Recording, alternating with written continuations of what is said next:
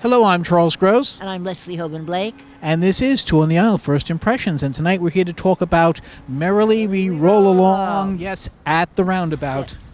And this is a brand new version by the Fiasco Theater. 6 people in the cast. And the Fiasco always cut down things to their, even Shakespeare, down to their absolute elements, and then use the minimum number of people to do the show. Right. However, yes, they did. This is kind of, I would call this version 3.0, 1.0 being the original Broadway, which is one of the most celebrated and revered flops of all time. Yes, and it was a flop. I sat through it, and I had friends in it, and I was not happy. Lasted 16 performances. It was substantially rewritten and done in venues such as New York, and we saw a film version of it from Britain. And I went down to Washington somewhere in Right. in the 90s or the aughts, and I went to see it down there.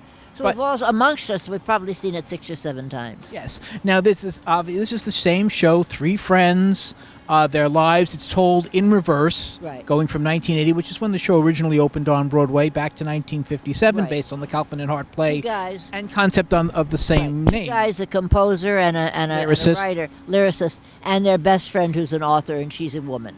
Right. And in love with one of secretly them. in love with Yes. one of them. Yes. Right. That's as much as you need to know, but there are lots of ancillary characters, and people come in and people come out, and doors open And doors and close. loss of ideals, and What Wait- happens when you grow up, basically? And when it starts at the idea that you're already grown up, and you go back to see the beginning of what they were. And it was a Kaufman and Hart play, and it was also a movie. yes.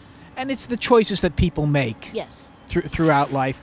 And it's friendship. It's 3 friends, and the Fiasco Company is 3 people who Now- started it, so they yes. have a particular relationship affinity to this. this show. I would call this, for lack of a better term, Sondheim's most Broadway score, as in when he wrote the music Right, for. I understand that. I've always enjoyed the score very much.